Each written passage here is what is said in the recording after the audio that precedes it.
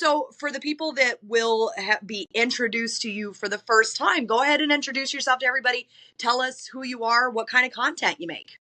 Absolutely. Hi, everybody. My name's Pup Locrian. I am one of those interesting puppies that does a mix of education and adult based content. I got my start as an educator. I'm still an educator. I love to teach, and bringing knowledge about kink is one of my passions. But I also do the spicy stuff. I do a lot of fetish based content.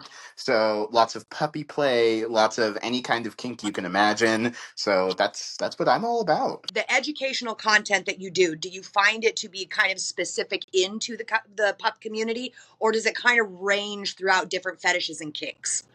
It actually ranges quite a lot. I use the name Pup Locrian because I'm a puppy and it's one of my primary identities within this community, but my education is very broad based. I actually do a lot about racial justice in kink. I do a lot about talking about marginalized communities and how we can make this community and these subgroups a safer and more welcoming place for them. So that's what I do a lot. I've always loved to teach. I've always been involved in educational opportunities. And I thought, why not bring that to the community that I love so much? I've already been here for 5 or 6 years at this point. Why not continue on with this journey? How do you move into then doing like content creation, like spicy content creation, like or did you start with something like OnlyFans when that kind of took off on its big boom, or did you find a different way into it? I found a different way into it. I had started hanging out with a lot of professionals. I had been invited to a dungeon that was ran by professionals, and filming was a very consistent thing that I was around. And I was always like, oh, no, never mind. I don't want to do that. And eventually I was kind of like, you know what? Um, let's try this. Let's try this. I think I was also inspired by my own like watching habits of adult content. I had a really hard time finding the puppy content that I wanted to see. And so I was like, well, I'm not going to watch my own content, but at the very least, I can give it to someone else who may be looking for the same thing that I'm looking for Yeah, in you can't in terms be of the puppy only content. one. Yeah, you can't be the only one Exactly. with that struggle. Yeah. So, what type of content on Shop Quinky? What is your intention to like? Are you sticking with the more adult kind of like, pornography type content, or are you doing more education, or do you kind of want there to be like a mix of both? We're definitely going to try and meet in the middle. I am someone who loves to create and I like to get creative. I would love to, and I'll certainly be posting educational, like clothes on videos, very much shot like this. And I will be posting some clothes off videos. But I would also like to try and find a happy medium. Maybe a video of talking about a toy while it's being used, or talking about a certain type of play and then doing that type of play.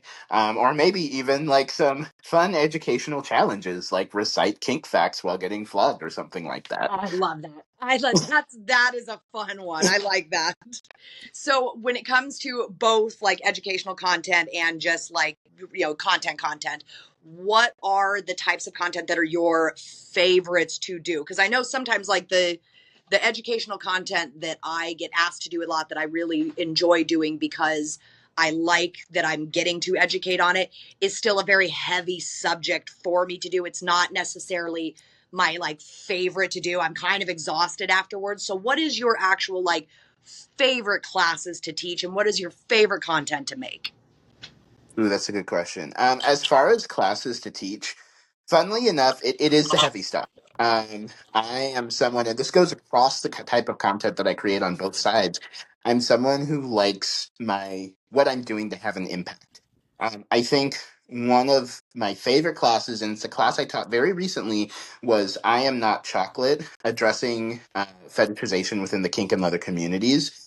That was, I think, one of the hardest projects that I had to put together. Just in terms of the mental load, it's intense, and there's a lot of sad and frustrating experiences that are shared in that class, both from myself and from my friends, from my fellow community members. And really, like, it kind of sucks, knowing that these are things that people went through, and the reason we have this class is I had no trouble filling an hour and a half with stuff that people have gone through. Um, but it's my favorite to teach because people really resonate. And it's one of those classes where you don't go to it unless you want to. You Yeah. know, there you don't wander in and be like, "Ah, I guess I'm taking a fetishization class." You have to be prepared to sit through some uncomfortable stuff. Um, and especially if you don't have a marginalized identity specifically focused on race in this case, Yeah. it can hurt a little Yeah. bit. Yeah. You Um, feel a little personal sometimes. yeah. Yeah. But then on the other side, with my adult content, with my pornography, I like to also shoot kind of extreme things. I love to shoot water sports. It's one of my favorite things. It's fun to get creative with it and like angles and stuff. I also shoot a lot of pegging. I shoot a lot of humiliation, degradation type scenes. And I love to use gear. So like we're talking gas masks and puppy hoods and heavy bondage and straitjackets. Those are all things that are like part of my repertoire that are like fun to use. I love that. And I love that like there's an actual educator that has that ability to be able to show that as their content, because it is stuff that you're not the only person interested in it. And it's not even a small group. There's so many of them, but there are so many that they sit right on that precipice of like, I know what I like, I know what I want to try, getting there and being able to see it in use from somebody that comes at it from an angle of understanding the risk factors, how to navigate that, all of that, how to do this in an ethical and healthy way. Like, I think that's for the extreme stuff, like you say, it's really nice for people to know that the person that they're watching, they may not be doing educational content in that moment, but it is somebody that is an educator. This is somebody that is going to do right by showing and displaying their content. That's super important to me. Oh, 100%, 100%. That's I find myself like I find myself getting like mentally removed from some of the content that I watch because I end up burrowing down into the like, wait a minute. One of the questions that we asked, and I really liked your answer because I definitely feel the same way as you. We had asked about kinky pet peeves, and your kinky pet peeve that you had mentioned was kind of from the angle of like the shaming, the kink shaming, shaming things that people want to try. So, when that question was asked, when we sent that question and you kind of popped up with that answer, what was in your head when you answered that? What was the thing that popped up like, oh, I know what this is? Oh gosh, I think it was I had just watched something shaming age play, or I had just it was something around age play, and it's a perpetual Yeah. pet peeve of mine. Every time it comes up, is people will shame the hell out of anything that they don't personally find hot or enjoyable, and I think that's what's frustrating to me. I don't get frustrated when vanilla people, especially like conservative vanilla people, shame me because it's like, okay, whatever, you were never going to get it. I don't even have, but when I Your boos see mean nothing to me. I've seen what makes you cheer. it's in the most extreme way, yes. Like, I've Yeah. seen what makes these people happy. I am not worried about them disliking me. What Yeah. frustrates me and what genuinely gets me going is when I see people who are into a whole lot of stuff, and I know these people, and I know what they're into, shaming people for what they're into. I'm like, hold on. It would be all too easy to shame you for what you're into, and you would put up this great defense of, oh no, this is how it's safe and this is how it's ethical. And I'm like, okay, so why can't you see that in other people? you know? And I Yeah. use age play because when you think of when you think of like age pay and puppy play, we're both touching on the taboo. But the thing is, Yeah. people are able to look at me as a puppy player and say, well, obviously this is a consenting adult human. Even though I'm wearing a puppy hood, even though I have this, I could be getting dragged around by my harness. People are able to say like, this is a consenting adult human engaging in play. And but as soon as Yeah. we go to age play, the line crossed, Um, and I find that super frustrating because we we step often into the realm of fantasy in kink, Mhm. and I think having this weird line where it's like this is the line, you can't go past here, but it's like that's really arbitrary because if you ask the conservative vanilla person, the line is non-procreative sex. Right. Yeah, Oh, no, I'm with you. And I get that. I 100% get how, things like, especially like age play, can kind of rear its head with like some very uncomfortable feelings that people have to sit with. And I feel like this is where I really like educators kind of coming in, even if they're not specifically focused on, age play, alone. The normalizing and just humanizing of that type of education, the conversations around consent, I feel like the more we lean into that, the less of this like visceral reaction we get from that, because you start to kind of make the person break down, like, all right, hold on, just what is it that's making you uncomfortable? Well, it's the I'm like, but that's an adult, but that's a consenting adult. Your issue with this is not even at play. This is not an actual like age discrepancy like that. And like, all the times I've pointed out to people, I'm like, you understand that even the like college professor and student, I'm like, that was an age play thing. You guys are already the cheerleader, the high school cheerleader. Like those are, there's more extreme examples, but as soon as you bring that up, they all kind of back up and go, oh. I'm like, yeah. Oh, and if you hadn't been such a knee jerk reaction about this, take a breath. You just started to like answer your own questions there. So I like that we're getting more into the conversation about the nuance of like consenting adults, and the fact that this is, the what people's issues with this are rooted in, very much separated from what is actually taking place. I deal a lot with this with like my CNC classes. I'm just like, yeah. all right, I'm going to back all the way up to the beginning and you let me know where I lost you. This is So honestly, and this is what, my favorite part to talk about. Favorite time of year to yeah, talk about this, because every dungeon is hosting a back to school party. And how many schoolgirls are we going to have? And I'm like, listen, we didn't specify college age 18 and up schoolgirls and professors. No, it's schoolgirls and naughty teachers. correct. Correct. Yep. And then they But start to everyone will put on their I love school. seeing the wheels turn. Yeah, it's great. So the times that you deal with like the shaming part of this, where you have to actually like, okay, hold on.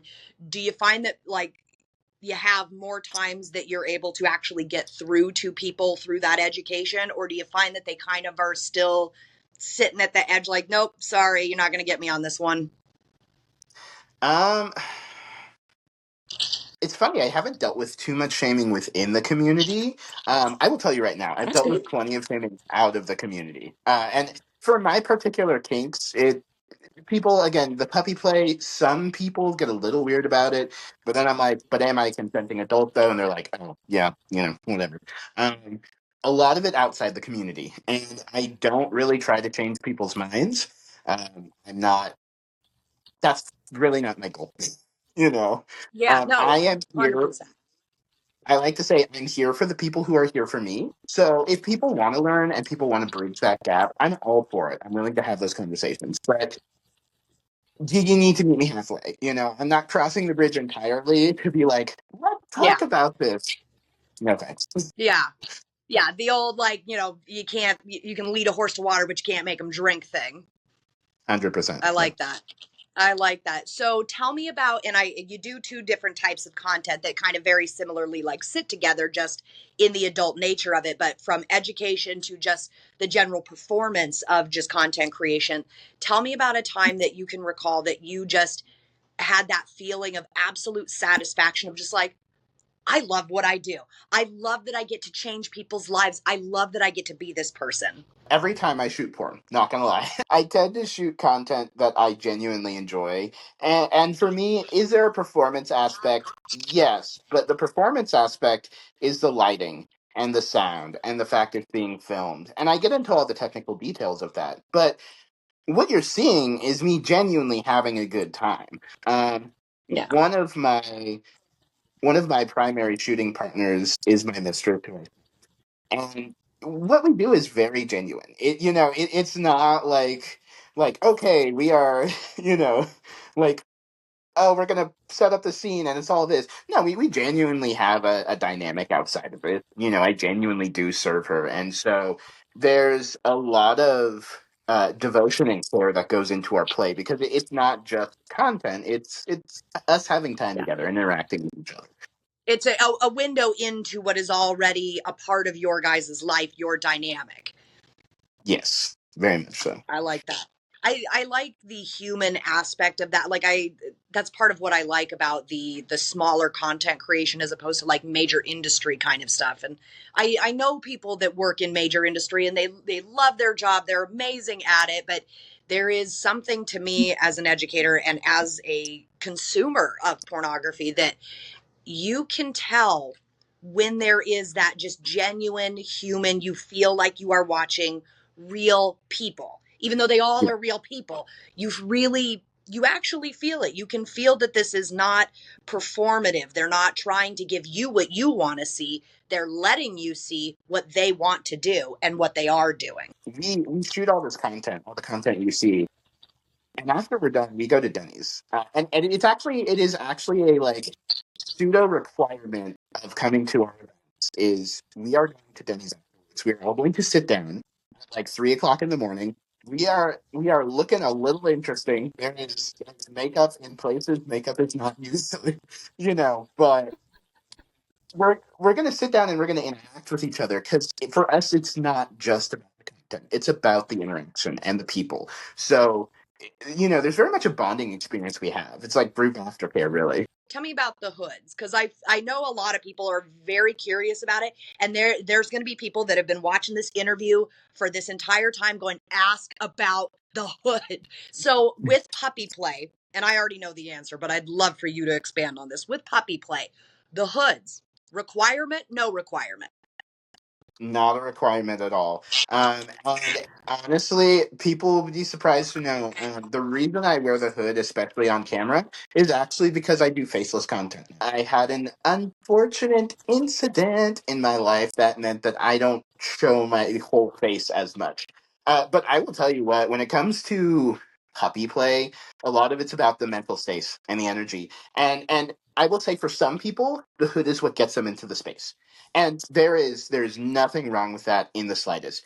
But if someone Yeah. is just starting out, don't think that the hood is like, oh, you must have a hood to be a puppy. One thing that I've really loved in recent years is people have really shown what being a puppy means for them individually. I see people who just wear ears. I see people who wear half hoods. I see people who wear like a flat bill cap with puppy ears on it. There is zero requirement to do anything to be a puppy. It is just all about having fun, honestly. That like very innocent yet very sexual as well can be. That type of just playful fun. So Yeah. yeah, hers not a requirement, but I think they look really cute. For the people that are going to be like looking for you on Shop Quinky, obviously you will be on there. You're going to have both your types of content on there. You'll have your education, you'll have your just more performative stuff. Eventually, I would like for you to, teach a full in-depth class for like the Moxie University portion, because I think that that's really important. Like the stuff that you teach is not only it's nice to hear from other educators, get their experience, but you teach classes that are so needed for a lot of people, and I don't think that they even realize that classes like that are available. I think that they look at stuff like mine, they're like, yeah, no, I knew that existed. I knew that there was a class on how to negotiate a scene. I did not know there was a class on racial injustice specifically within the kink community. So I think that's something that will be a really nice one for people to see. But other than the fact that we can find you on Shop Quinky, where can people find you right now? Yeah, so I have my content kind of separated. So under Pup Locrian, you can find me on TikTok. It has been a while since I started creating, so I'm actually getting back into it. I'm stuck back in the 30 view thing, which is really frustrating because I'm like, I have 36,000 followers. Why did my video get 10 views? But I'm on there. Yeah. I'm on Instagram. And I want to those are the primary platforms where I'm active as Pup Locrian. If you want the spicy stuff, if you want to see what's underneath this, or realistically, it's the same thing just with the shirt off. Like that this is how it looks still. Uh, So you can find me on Twitter under subpupcali. Same thing on Blue Sky, and from there you'll have links to clips for sale, dark fans, and I want to say loyal fans as well. And each of those has different things. Clips for sale, you can buy clips individually. Dark fans is my more extreme content. So if you want to see the water sports, if you want to see some of the more intense stuff that I do, that's going to be there. And then loyal fans is primarily just for pictures. I take tons and tons of pictures and I post cute sets all the time. So you can see a lot of that there. What is, and I know this is a very loaded question to get into like a sound bite. What is something that when you have everybody's attention right now, when they're watching this video, what is the thing that you wish people knew that if you could just reach through the screen and tell them about content creation, about kink play, about being an educator, whatever it is, what is the thing that you wish everybody knew?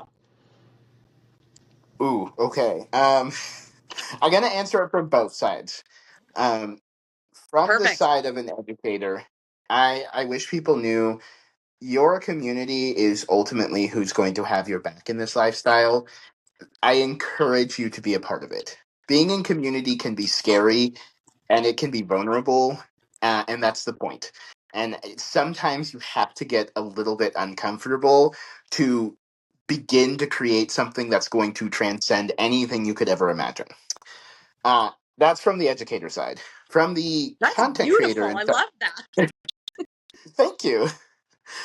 From the content creator and the sex worker side, I would say treat your sex workers like human beings. And more than that, be an active part of making their lives better. We live in a time where sexuality in general is being demonized, and sex work specifically is being absolutely throttled. Their online safety for sex workers does not exist. We are at the mercy of terms of service that were created by people who don't want us to be around.